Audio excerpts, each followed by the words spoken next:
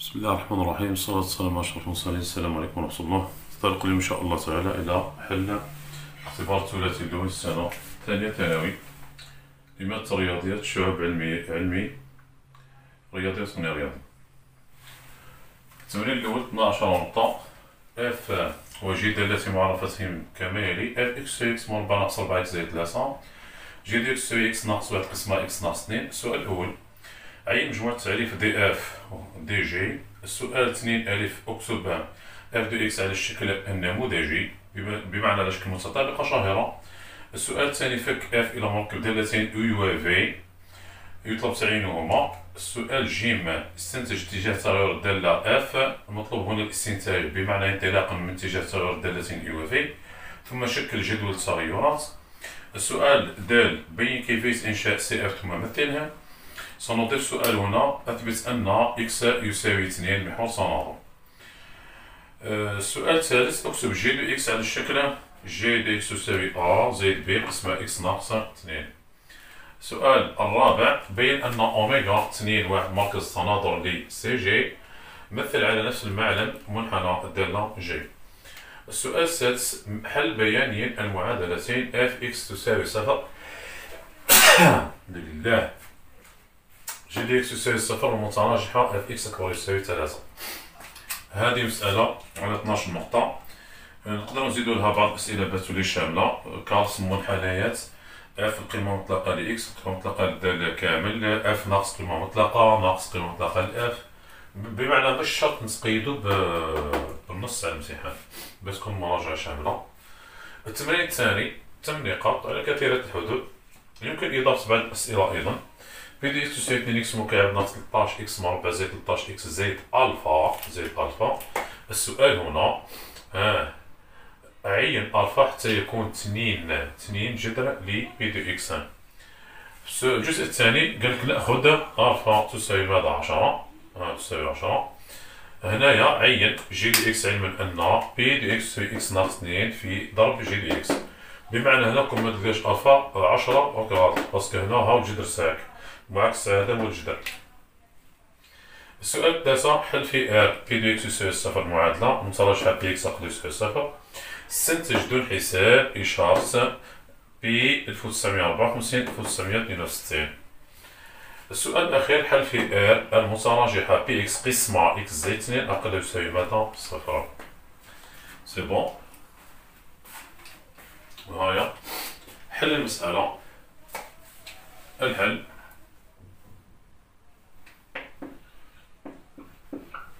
السؤال الأول: تعيين دي اف و دي جي.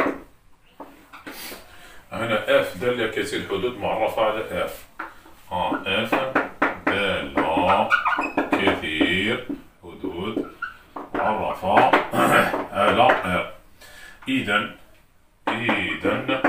دي اف ماذا تساوي؟ تساوي ار. فوالا سي بون. بالنسبة لدي جي نضرب لغة الرياضيات. دي جي تساوي هي مجموعة قيم اكس حيث اكس ينتمي إلى ار والمقام دالة ناطقة. لازم المقام ميديش 0. اكس ناقص 2 لا تساوي 0. اكس حيث اكس ينتمي إلى ار و اكس لا تساوي 2. إذا دي جي ماذا تساوي ار مع 2 ماذا تساوي؟ تساوي ناقص ما لا نهاية 2 مفتوح اتحاد 2 مفتوح زائد ماذا؟ نهاية. سي بون. هذا فيما يخص مجموعة التعريف. نكمل.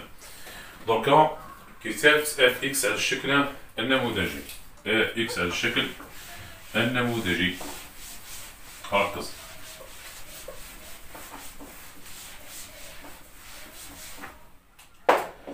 ثانيا الشكل النموذجي ل اف دو اكس. كاين طريقتين هنا جماعة. الطريقة الأولى في الحقيقة كاين 3 طرق. الطريقة الأولى اف دو اكس تساوي ماذا؟ اكس مربع ناقص 4 اكس زائد 3. الشكل النموذجي جماعة بمعنى اكتب العبارة هذه على شكل متطابقة شاهرة. هذا مكان. الطريقة الأولى أحسن وأسرع. 3 هادي نبدلوها الاقتباس نكتبوها ماذا نكتبوها 4 ناقص 1 هادي لي تولها إكس مربع ناقص 4 إكس زائد 3 نكتبوها 4 ناقص 1. درك هادي يا جماعة واش تمثلنا متطابقة شاهرة. هاي بالتفاصيل إكس مربع زائد 2 مربع ناقص 2 في إكس في 2 ناقص 1. هادي واش تمثل لنا متطابقة شاهرة. إذا اف دو إكس تكتب على الشكل اف دو إكس تكتب على الشكل ماذا؟ على الشكل إكس ناقص 2 الكل مربع ناقص الواحد ناقص الواحد. هذا هو شكل نموذجي يا جماعة. هذا هو شكل نموذجي. طريقة ثانية بمعنى نكتب اف دو إكس على الشكل إكس زائد أ الكل مربع زائد بي. هذا هو الشكل النموذجي. هنا الأصعنة واش تساوي في الحقيقة واحد. هيا راه انشر إكس هنا إكس مربع زائد أ مربع زائد 2 أ إكس زائد بي. واش تساوي لي إكس مربع زائد 2 أ إكس زائد أ مربع زائد بي. دوكا بالمطابقة نقارنو هذه مع العبارة اللي بدلنا في الأول خلاص. بالمطابقة مع ركز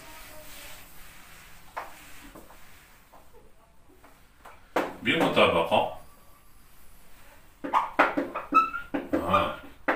مع العبارة اللي مدونا في الأول إكس مربع ناقص 4 إكس زائد 3 ماذا نجد؟ هيا واش عندنا هنا؟ هنا معامل إكس هو 2 أ. واش يساوي معامل إكس هو ناقص 4. واش عندنا ثاني؟ ما وراء الإكس أ مربع زائد بي ماذا يساوي؟ 3 وانتهى. حل الجملة وانتهى الأمر. نجد 2 أ تساوي ناقص 4 ديال المعادلة الأولى أ مربع زائد بي ماذا تساوي 3. هذه المعادلة رقم 2. نحل الجملة. قال من المعادلة واحد نجد ماذا نجد؟ أ تساوي ناقص 4 قسمة 2 واش تساوي لنا؟ ناقص 2. نعوض بالصوابع الثانية. نعوض في 2 ماذا نجد؟ هيا ناقص 2 مربع زائد بي ماذا تساوي 3. إذا 4 زائد بي تساوي 3. واش معناتها؟ البي واش تساوي لنا؟ بي تساوي 3 ناقص 4 تساوي ناقص الواحد ناقص الواحد. إذا الناتجة النتيجة أ بي ماذا تساوي؟ هاي النتيجة ثنائية أ بي. واش تساوي لي؟ الأ تاعنا كم تساوي؟ ناقص 2 والبي تاعنا واش تساوي لنا؟ ناقص 1. بمعنى عبارة اف دو اكس اللي راح نكملو بها المسألة كاملة واش هي اكس زائد أ بمعنى ناقص 2 لكل مربع ناقص 1. هاي نفس النتيجة السابقة. نفس النتيجة السابقة. سي بون سي بون. هذا يا جماعة كما نصحتكم من قبل أو كنت وصلت هنا في أ بي المسألة بكل راسها. بمعنى هنا تقدر تعاود تنشر تشوف اسكو تلقى العبارة اف اكس اللي مديك في الأول ولا لا. إكس مربع هاي صحيحة. ناقص 2 في الأول في الثاني ناقص 2 في إكس في 2 ناقص 4 إكس صحيحة. زائد 4 ناقص 1. 4 ناقص 1 كم تساوي 3. عملك صحيح. نروح أوكي. فهمنا هنا. هاي اف اكس اللي راح نكملو بها خدمتنا هي إكس ناقص 2 مربع ناقص الواحد. السؤال جيم. سؤال عفوا تفكيك اف. فك اف إلى مركب دالتين إي و غي يطلب تعيينهما. هنا العنوان تاع المخطط يا جماعة اف. واش نوضع؟ اف تساوي ايون في. أنا نسميه كيما حبيت. المهم كي تكتب هكاك تتحاسب على الكتيبة تاعك. إكس هادي كتفوت على دال في. هادي تنقص 2 إكس ناقص 2 وهادي كتزيد تفوت على دال إي. اكتب عبارة اف دو إكس المعطاس. هايا في التسمية في دو إكس واش تساوي إكس ناقص 2 دالة تألفية، وهنا أو إم دو إكس واش تساوي هادي ربعت ونقص واحد، هذاك هو اسمها إكس مربع ناقص واحد، دالة مربع مسحوبة بشعاع، هذا مكان، هذا هو التفكيك تاعنا. فتعرف بلي خدمة تاعك صحيحة. مقدار هذا كون نعوضوه هنا في بلاصة إكس تلقى قوس مربع ناقص واحد، عملك صحيح، قوس مربع ناقص واحد، عملك صحيح. هنا كمعلومة جماعة بدير حسابك على اتجاه التغير، أحسن طريقة هذه دالة تألفية، هذه متزايدة تماما، شوف معايا هذه دالة متزايدة تماما على من الأ حاوج موجب، أ موجب. هذه دالة مربع مسحوبة بشعاع، يعني الفي يهبط بدرجة باختصار شديد، يعني المنحنى تاعها هاكا راح يكون، هو الفي في الأصل كان هنا، كان هاك، هذا راح يهبط بدرجة، يهبط بدرجة، إذا المنحنى تاعها هاكا راح يكون، شوف معايا هنا. واش رايك؟ كتبت الدالة في متزايدة، شوف معايا، الدالة في متزايدة ديما، كون تركب لها متناقصة، بالزايدة تركب متناقصة، زعما راح تكون متناقصة، انتهى. درك زيد متزايدة ركبها مع الجزء هذا اللي بلصرك مع متزايدة، تركب متزايدة راح تكون متزايدة، انتهى الأمر. الأمر هذا راح يسهل عليك اتجاه التغير، الخلاصة اتجاه التغير. اتجاه تغير دالة اف. شوف هنا نحدد الصورة تاع المجال، أو يقول لك مع المجالين، على المجالين، ولا كان ما بدوهم لكمش كيما في التمارين هذا، مجالين تقسم الدراسة ديما عند معاكس هذا، إذا على المجالين واش هما؟ ناقص ما لا نهاية 2 و 2 زائد ما لا نهاية. إلا بحثت على الصورة تاع المجال هذا المجال يا جماعة ناقص ما لا نهاية 2، كون يعدي الدالة في، واش راح يبقى هو بعد؟ يعني انت دير في حسابك بلي كي تعود إكس ناقص ما لا نهاية 2، هذا كون يفوت على الدالة في، راح تنقصلو زوج كيما درت السابقة لهنا، هذا نقصلو زوج، تسمى النتيجة واش راح تخرج ناقص ما لا نهاية، هذا صفر، ناقص ما صفر، وكون المجال هذا 2 زائد ما لا نهاية، هذا كيعدي على الدالة في كيف راح تنقصلو 2، كي تنقصلو 2 واش راح يولي؟ صفر زائد ما لا نهاية باختصار شديد. هذه صورة كل مجال، كل مجال، ومن بعد عبر، هاي كملوا هنا.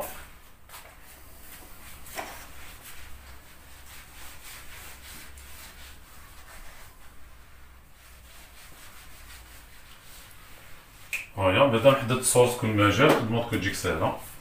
بدات بالمجال، على المجال ناقص ما لا نهاية، بعدا 2، هاي هضر على كل دالة. هايا هنا واش نقول بلي في متزايدة تماما على مجالها، على المجال ماذا؟ ناقص ما لا نهاية 2. علاه؟ لأن الأصحى موجب، لأنها دالة تألفية الأصحى وشبيه موجب. بالنسبة للأي متناقصة تماما على مجالها اللي هو واش؟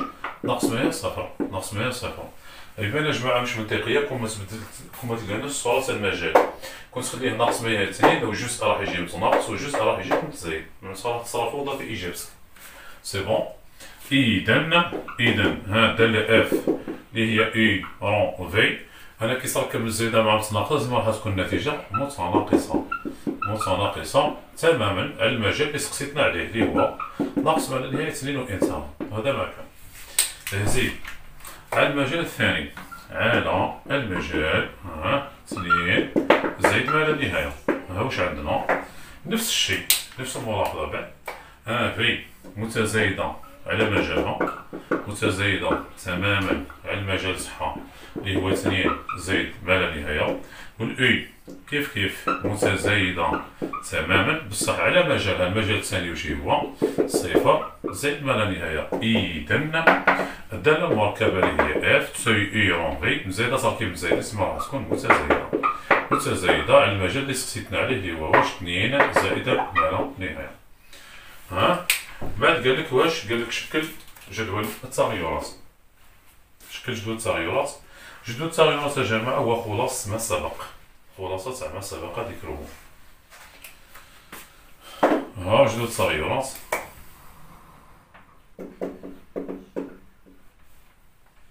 ها جدول تغيرات.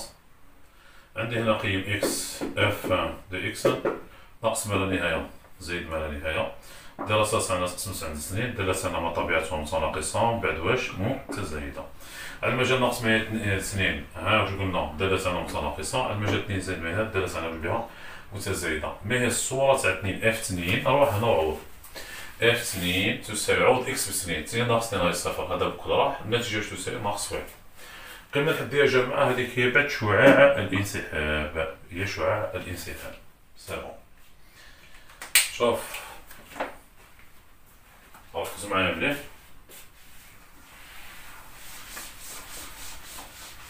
هذه يا جماعة الدراسة هذه كامل نقدروا نختصروها في كلمة. شوف معايا نعطيك في الكلام ده برائعة. كتصعب لك المسألة الصحيحة كلام ده. هذه بتعين جدول التغيرات في ثواني، في ثواني فقط. شوفوا هنا جماعة لهنا اف دو اكس واش تساوي اكس ناقص 2 مربع ناقص 1. ركز شوف لهنا إلا كان عاد المعامل اللي سابق القوس هذا، إلا كان عاد هذا موجب هاك، عارف بلي المنحنى تاعك او في مسحوب بشعاع، هذا في مسحوب ب شعاع ك. الكا هذا جماعة كيف تلقاو اللي داخل الاقواس عكسوه اثنين واللي برا خليه ناقص واحد، باختصارش هذه ما تحط ما والو. تسمى جدول التغيرات نسمى من العبارة هذه تلقاه، من العبارة تلقاه. إذا عندي إكس اف دو إكس مركز، عندي هنا ناقص ما يزيد ما لا نهاية في ها في هنا، بعد هنا حط شعاع الانسحاب، الخدمة تجيك سهلة خلاص. هذه يا جماعة الأفكار اللي تحقق فقط. هنا عندي اثنين، هنا واش عندي ناقص واحد، كاين سهل. باسكو نتوما في الأو بي ولا في جدول التغيرات كل شرح. عطينا مثال آخر، هذه نعكسوها، هذه نعكسوها، كون نقول لك هاك مثلا طرحنا المثال هذا ناقص إكس زائد 2 مربع زائد 1، عكسنا كلشي. هذا المنحنى يا جماعة زي ما راح يكون شابو، هذا راح يكون هكا شابو، مسحوب بشعاع ك. اللي داخل الأقواس يعكسو، اللي برا خليه هذا عكسو، الناقص هذه ما عندهاش دخل. هنا هذا عكسو ناقص 2 وهذا خليه كيما راه واحد. إذا جدول التغيرات بدون دراسة مع الفكرة من الذهب هذه. كي تشوف العبارة تولي على بالك الجدول كيف راح يكون، ما تشوف مع العبارة بدون رفع القلم. واش هي ناقص ما لا نهاية زائد ما لا نهاية، دالة تاعي متزايدة ومن بعد واش متناقصة، وحطها هنا الكا تاعك نتا، الكا تاعك واش هو هذا عكسو وهذا خليه، عندي هنا ناقص 2 وهنا 1 انسى صايب سي بون. هذه العلامة بإذن الله هي في الجيب. اوكي فهمنا. السؤال اللي وراه قالك بين كيفية الإنشاء.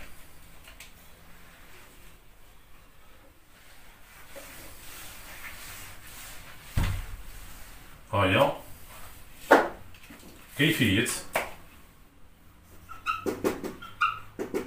إنشاء سي اف وتمثيله. كيفية الإنشاء يا جماعة كاين 3 طرق. شوف معايا كل واحد هنا يتبع طريقة أستاذو. اف دو إكس سي إكس ناقص 2 مربع ناقص 1. الطريقة الأولى هذه احفظها. واش تقول هنا؟ تقول سي اف مباشرة، سي اف هو صورة منحنى الدالة مربع بانسحاب. مربع بمعنى اكس نرفقولها هاك، اكس مربع بانسحاب شعاعه ك. اللي داخل الأقواس نعكسوه، هذا نعكسوه، وهذا اللي خارج الأقواس خليه كيما راهو. هذه الطريقة الأولى. الطريقة الثانية، تبرهن الشيء اللي كسبت. هذه فهم هاكا، تقول لي هذه هنا اف دو اكس واش تساوي اكس ناقص 2 مربع ناقص 1. هذه نسميوها إيكغيك تساوي اكس ناقص 2 مربع ناقص 1، ناقص 1 هاتو هنا، معناتها إيكغيك زائد 1 واش يساوي لي اكس ناقص 2 مربع. ومن بعد هذا نسميه إكغيك كبيرة وهذا نسميه إكس كبيرة. بعدا نجد إكغيك يساوي إكس مربع. هنا أكبر هنت اللي يبين لي هنايا الدالة إف راه نعكس الدالة مربع. واش هو تبدل بلاصتها برك، يعني تسحب شوية تعاود تكتب لي نفس الجملة.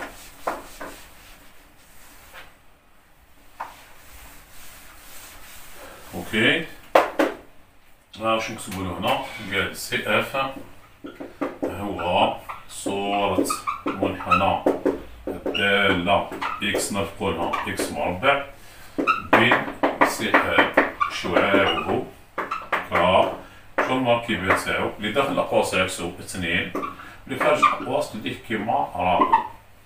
الطريقة الثالثة جماعة هذه قد تكون مفروضة وتحصل اختبارات.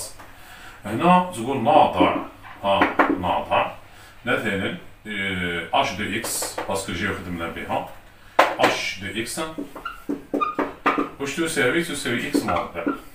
هاي اوجد علاقة ما بين اش و اف. اش و اف هنا هاي نكتبها لك.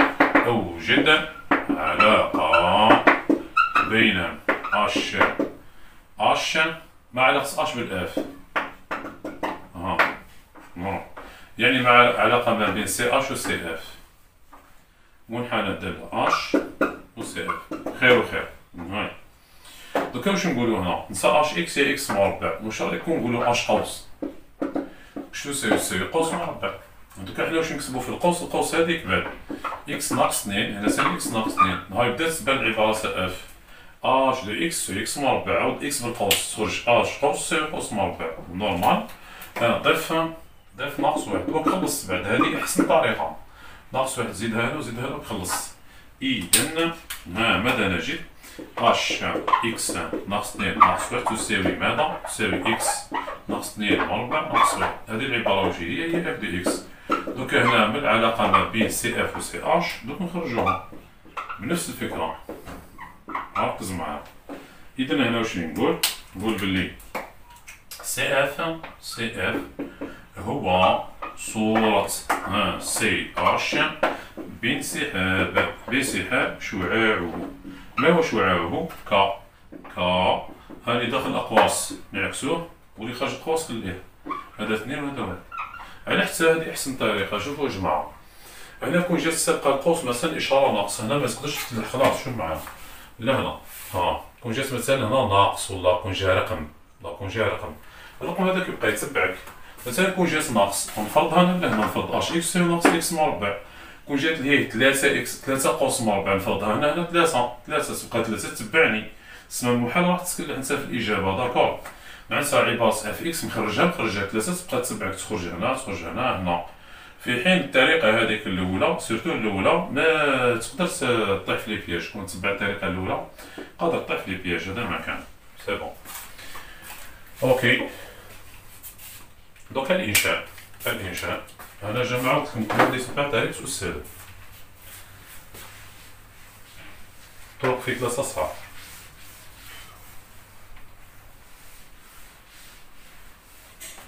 اوكي الانشاء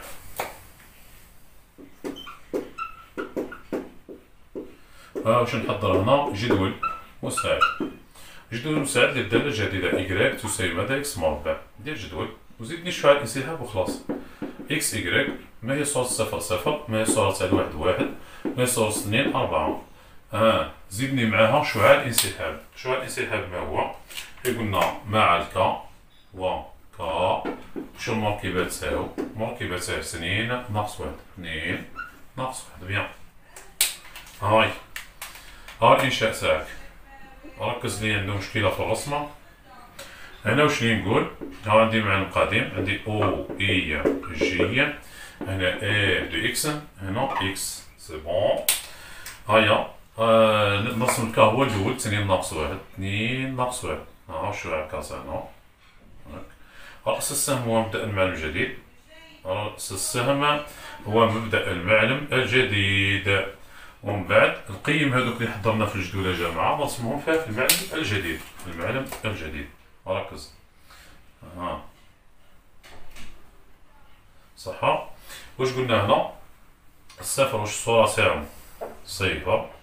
الواحد هي صورته واحد، اثنين واش الصورة تاعو أربعة. سي بون. أها. ناظرت هادي هادي، هنا عندي سدريجتين، مثلا عندي سدريجتين. فرق ما بين النقاط هذا. نهار منحنى ساهل. المعلم الجديد يا جماعة خدمتو يرسم لي ومن بعد نساه خلاص منحتاجوش، متجيش تخدم به. داكور يا جماعة. هذا هو الرسم تاعك، هذا هو سي اف. المنحنى الممثل اللي دانا اف. سي بون. السؤال اللي ورا هذا دوكا نعطيكم اضافات. واش يتبع ديجا الساعة، كفاية تعرف بلي الرسم تاعك صحيح.